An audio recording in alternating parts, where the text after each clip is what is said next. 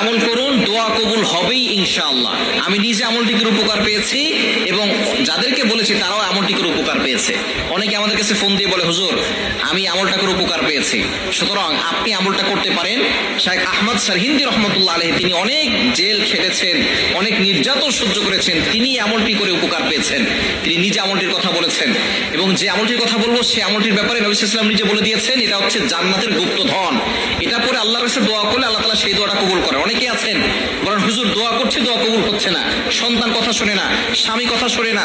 অনেকে বলে হুজুর স্ত্রী কথা শোনে না, অনেকের ভিসা হচ্ছে না, অনেকে টেনশনে পড়ে গেছেন, অনেকের বিয়ে হচ্ছে না, বিভিন্ন দুশ্চিন্তা, ঋণের বোঝা, অভাব, সব কিছুর জন্য আপনি একটা আমল করতে পারেন। প্রতিদিন এশার নামাজের পরে একটি আমল করবেন। আমলটি কিভাবে করবেন?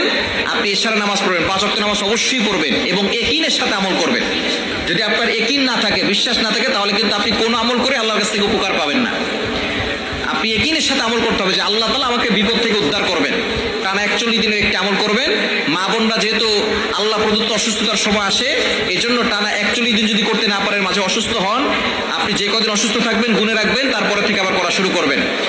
তো অবশ্যই 41 দিনের আগে আপনি ভালো ফলাফল পাবেন ইনশাআল্লাহ। এশারের নামাজের পরে আমলটি করবেন। প্রথমে 100 বার একটি দুরূদ শরীফ পড়তে হবে, আল্লাহুম্মা সাল্লি আলা সাইয়্যিদিনা মুহাম্মাদ। এই ছোট্ট দুরূদটি 100 বার পড়বেন। এরপরে পড়বেন লা হাওলা ওয়ালা কুওয়াতা ইল্লা বিল্লাহ, এতটুকু 499 বার। এই লা হাওলা ওয়ালা কুওয়াতা ইল্লা বিল্লাহ এটা পারেন এমন কোনো মানুষ এখন মুসলমান নাই। মুসলমান যারা লা হাওলা ওয়ালা কুওয়াতা ইল্লা বিল্লাহ সকলেই জানে। আর লা হাওলা ওয়ালা কুওয়াতা ইল্লা বিল্লাহর ফজিলত অনেক বেশি। আবু দাউদ শরীফের হাদিস, তিরমিজি শরীফের হাদিস, মুসলিম, বুখারী, যত ধরনের কিতাব আছে, সিয়াসিত্তার সমস্ত হাদিসের কিতাবের ভিতরে হাদিস এসেছে যে এটা হচ্ছে জান্নাতের ভান্ডার। এটা পড়ে দোয়া করলে আল্লাহ তাআলা সেই দোয়া কবুল করেন।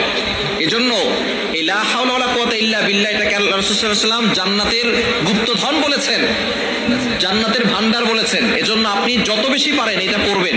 বিশেষ করে এশার নামাজের পরে লা হাওলা ওয়ালা কুওয়াতা ইল্লা বিল্লাহ এতটুকু 499 বার পড়বেন।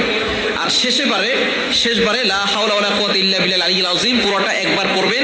এরপর আপনি আল্লাহর কাছে দোয়া করবেন, আপনার কাকুতি মিনতিগুলো আল্লাহর কাছে বলবেন। সন্তান কথা শোনে না, আপনার সংসারে অশান্তি, স্বামী কথা শোনে না, সন্তান বিয়ে হচ্ছে না অনেক মেয়ের, এবং আপনি দুশ্চিন্তা আছেন, ডিপ্রেশনে আছেন, ফ্রাস্ট্রেটেড পিপল যারা, এশার নামাজের পরে এই দোয়াটা পড়বেন, আল্লাহুম্মা সাল্লি আলা সাইয়্যিদিনা মুহাম্মাদ। এটা 100 বার, লা হাওলা ওয়ালা কুওয়াতা ইল্লা বিল্লাহ 499 বার, আর লা হাওলা ওয়ালা কুওয়াতা ইল্লা বিল্লাহিল আলিয়্যিল আযীম পুরোটা একবার পড়বেন।